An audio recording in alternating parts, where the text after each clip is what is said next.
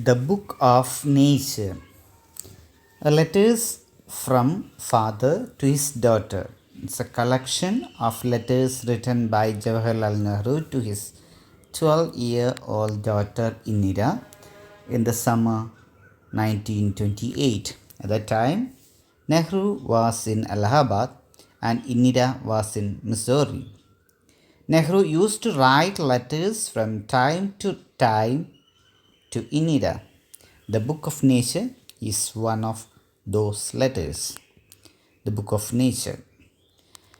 When you and I are together, you often ask me questions about many things and I try to answer them. Now that you are at Missouri and I am in Allahabad, we cannot have these talks. I am therefore going to write to you from time to time short accounts of the story of our earth. I am afraid I can only tell you very little in these letters of mine. But that little, I hope, will interest you and make you think of the world as a whole and of the other peoples in it as our brothers and sisters. When you grow up, you will read about the story of the earth and her people in fat books. You will find it more interesting than any other story or novel that you may have read. You read story in books, but in old times when man did not exist, surely no books could have been written. How then can we find out what happened then? We cannot nearly sit down and imagine everything. This would be very interesting, for we could imagine anything we wanted to and would thus make up the most beautiful fairy tales. But this need not be true, as it would not be based on any facts that we had seen. But although we have no books written in those far off days, fortunately we have something which tell us a great deal as well, almost as a book would.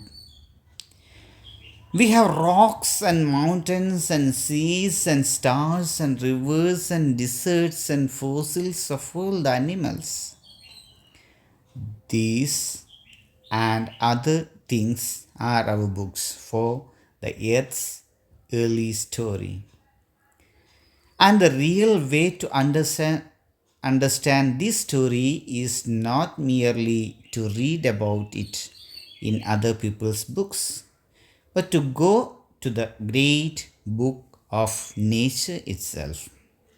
You will, I hope, soon begin to learn how to read this story from the rocks and mountains. Imagine how fascinating it is.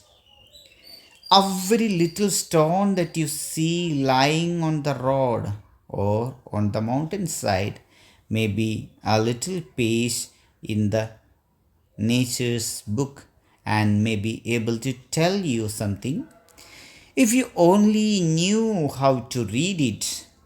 To be able to read any language, Hindi or Urdu or English, you have to learn its alphabets.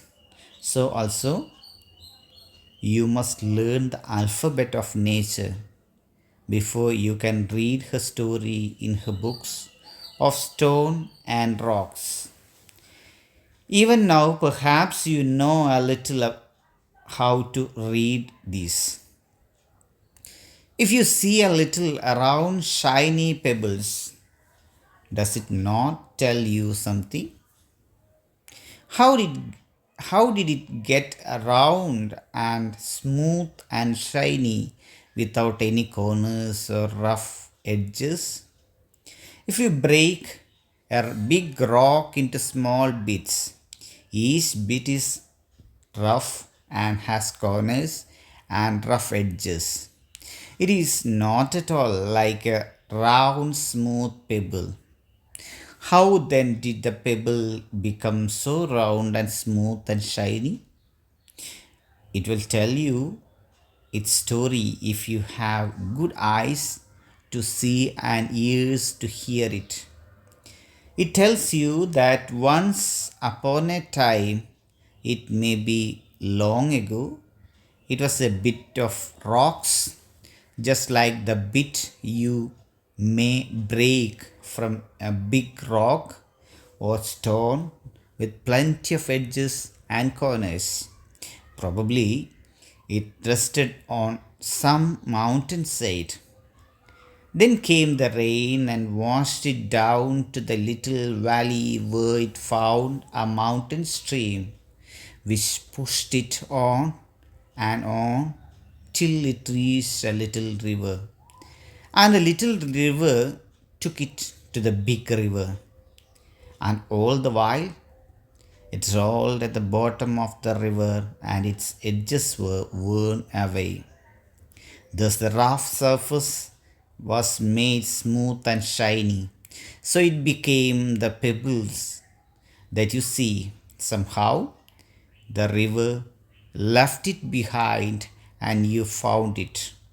If the river had carried it on, it would have become smaller and smaller, till at last it became a grain of sand and joined its brothers at the seaside to make beautiful beach where little children can play and make castles out of the sand.